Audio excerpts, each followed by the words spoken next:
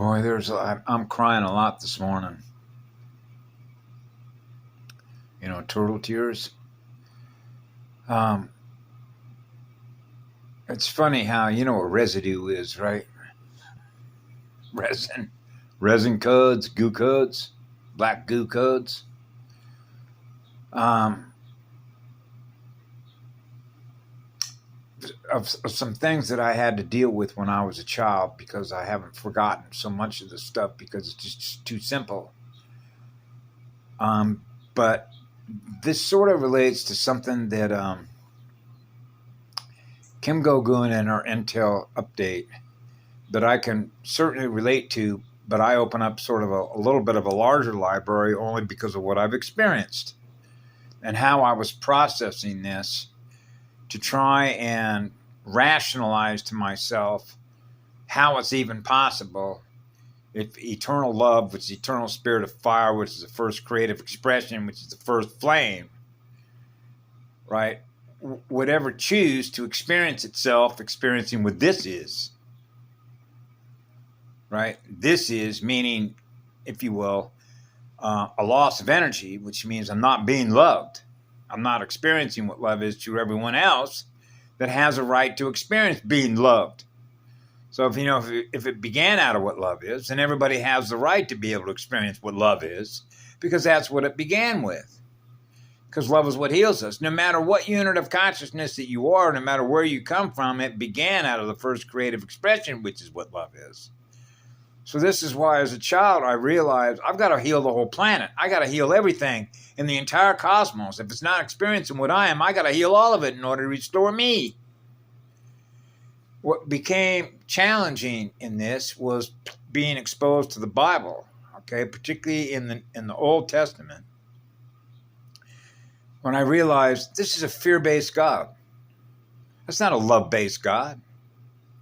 Now, if you fast forward in time from when I was a child first reading that, right, and then something that Patty Broussard mentioned, okay, not just about knowing one from the other, right, but when she mentioned, oh, you got to come down here to go to school to see how it is. In other words, if you were born in higher density, you got to come down into the lower densities, right? And then the immediate effect of all this, knowing what it is that I am, and I'm going, listen, I'm androgynous, which is mother and father become one. Cancel out both the polarities, and I'm experiencing eternal love that goes on forever, gifting love energy. The eternal spirit of fire, because that's what I am. So I had to ask myself, would I ever send a soul, right, or as a woman, give birth in which a soul and a spirit is going to experience what this is in here? No, I wouldn't.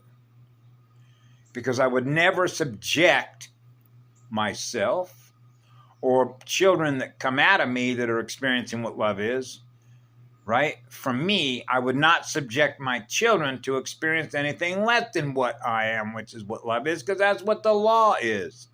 So if I am what the law is, and love is the first teacher, which is the first musician, which is the highest level mathematician of creative energy spheres,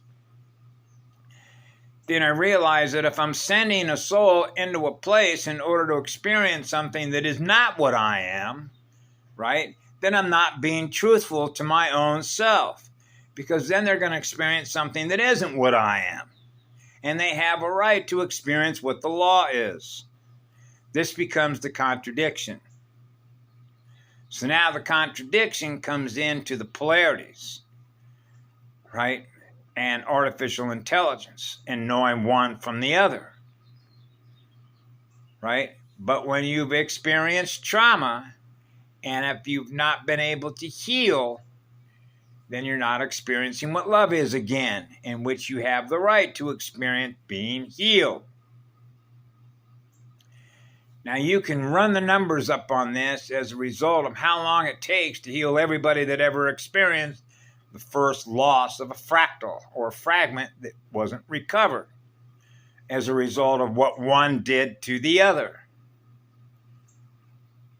You see how that works?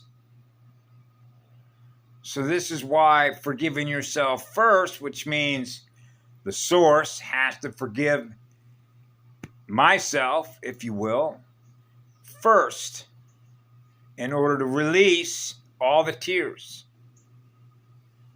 by experiencing pain through all the others. Now I have to surrender all of my energy back to myself to go from being an inverter back to an accelerator. And when the accelerator is now accelerating at a higher rate of speed, now we're clearing all the programs we were held captive to that do not represent what love is, which is what the law is. So you can't have your cake and eat it too, otherwise you're living in a contradiction between the mirrors, knowing one from the other. So when you think of it as a war game, it's like the source from which it all comes does not play games because we're not binary. So a binary war game is the ping pong metronome between one and the other, which is a polarized consciousness that is not experiencing being loved, which is zero, which is the law of least effort to experience being loved, which is the real McCoy. The true source, which is true unconditional love. So the light transmission does not lie. So this is where I had a little bit of some challenges to realize that if I am what you are and you are what I am, that I'm giving love to, then everyone in the cosmos is experiencing what I am, which is what love is. Because that's what the law is. So if it's true that the law is true, then the only way that we're going to know that is when everyone is experiencing what is true. Otherwise, they're living in a lie. So the difficulty in this, when she mentioned about fear and greed, and the greed comes in out of fear of surrendering to themselves, out of fear of being punished by the one. And this gets tied into how the mind gets inverted by virtue of the difference, the torque speed difference between intrinsic motivation and intrinsic motivation, because now we're back into how inverted consciousness energy operates between the external and the inner soul that is experiencing what love is.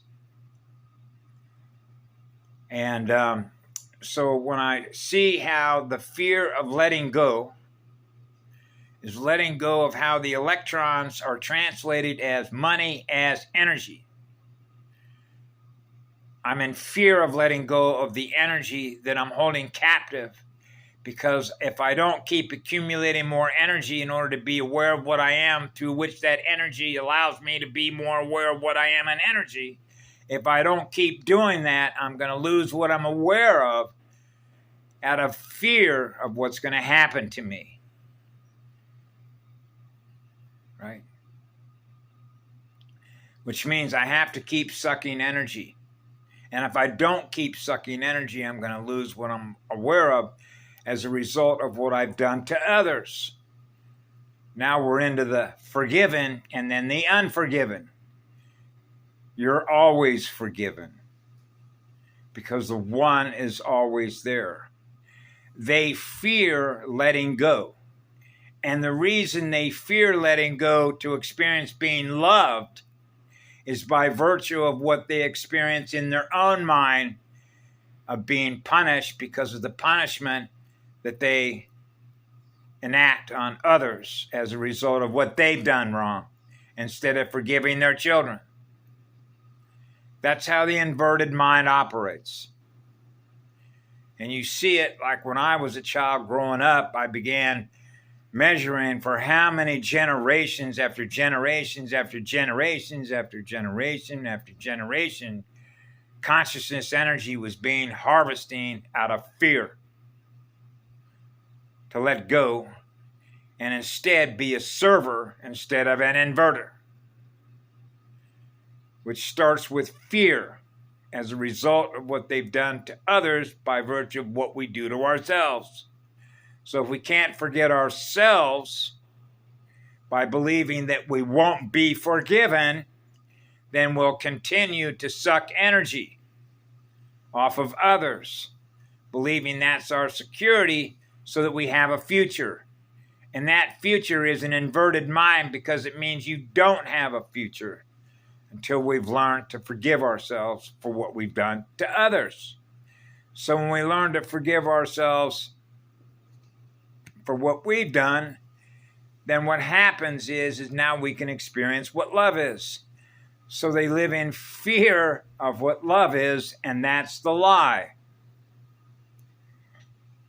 Because love does no harm, which means if you get honest with yourself, then you can get honest with the one. When you get honest with the one and experience what love is, then you realize you're automatically forgiven.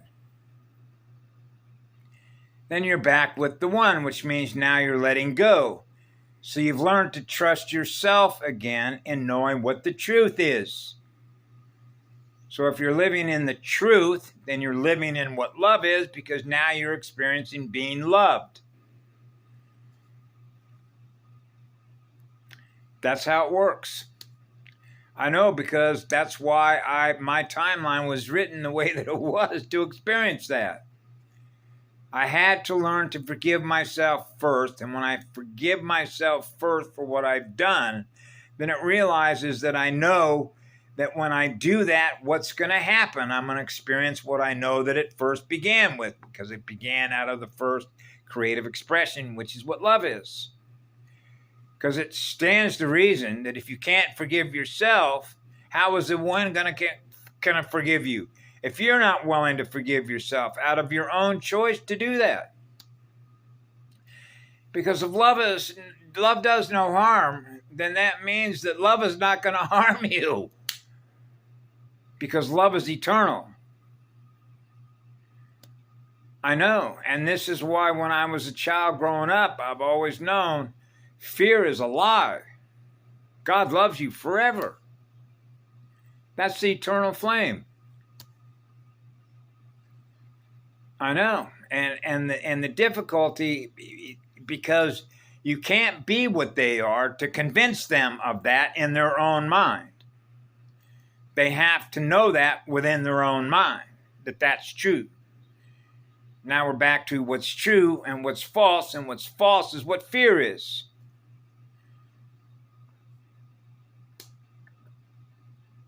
It all began out of what love is. So this is why that's what I do every night, is go deep into my heart and my soul, and I know what's always there, which is the still point. You know, peace, love, harmony, and balance. I put love first because that's what it began with. That's the first creative expression.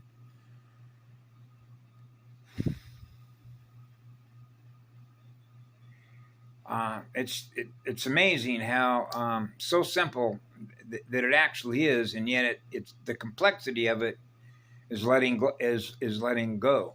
You know, it's. I use Alcoholics Anonymous because it's a good demonstration model if you want to take a sample size, because just start adding up all the rooms that are in every city, every town, every suburb. Now I imagine they're probably online, folks that are drug addicts and alcoholics all over the place, right? When you put it through the context of massive trauma, and massive trauma is massive low-density consciousness. Is not experiencing the higher speed to experience more light, which means clearing out of what's being held in memory that hasn't been cleared. It's really what it is. We're held captive by something in memory as a result of all the trauma. So it's a matter of releasing the trauma of what's held in memory by clearing it. And so that's what's happening right now. Just like right now, I'm hearing all the bells, you know, all the frequency, the echo chambers, the ecosphere, the akasha, the first creation, right? The core. I call it a core blast furnace. The core blast furnace. You know, when you're androgynous, you cancel out the polarity, and so you choose to become one, light yourself on fire. Now that you've lit yourself on fire, to be in, you're experiencing the one. You know, light yourself on fire, jump in a volcano. No, no, no, no. We are the volcanoes. That spin you see in a volcano, that's us. Spinning that liquid light, liquid consciousness, right? And spinning those routers, spinning those creations, the auroras. And so I am obviously, if you've seen my videos for the last few days, it's I'm very, very happy for everyone that's here and why we're all here experiencing what we are. And what a day to wake up to, huh?